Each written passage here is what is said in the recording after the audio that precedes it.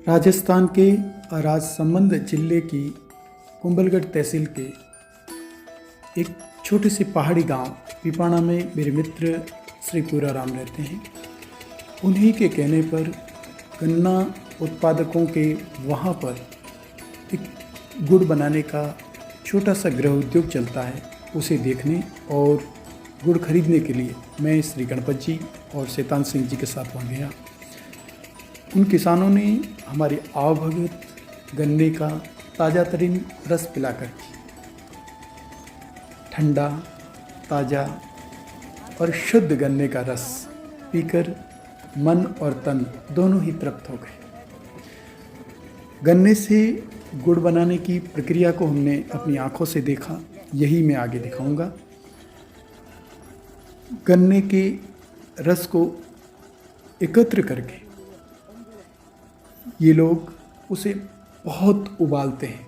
उबालने के लिए ये एक मिट्टी की भट्टी बनाते हैं और उस भट्टी पर लोहे की कढ़ाई में उसे उबाला जाता है।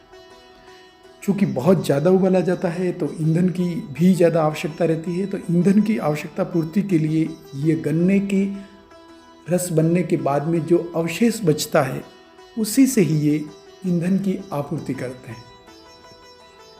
गन्ने का रस बहुत ज़्यादा उबाला जाता है और उबालने के बाद में बिना कुछ भी इसमें मिला है, कहते हैं कि सफ़ेद गुड़ बनाने के लिए कुछ रसायन इत्यादि मिला दिए जाते हैं, लेकिन यहाँ पर ये लोग कुछ भी नहीं मिलाते हैं। बिल्कुल शुद्ध रूप से प्राकृतिक गुड़ बनाने के लिए फिर इस उबाले हुए गन्ने के रस को ठंडा करके जैसा गुड़ बनता है बिल्कुल वैसा ही ये बाज़ार में बेच देते हैं या फिर इनके यहीं लोग आकर के खरीद लेते हैं।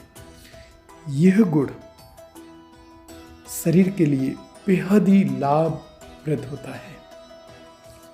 हमने अपनी आवश्यकताओं की पूर्ति के लिए जितनी आवश्यकता थी उतना गुड़ खरीदा, गन्ने का रस पिया और गुड़ बनने की प्रक्रिया को देखा और फिर हम वहाँ से वापस आ गए।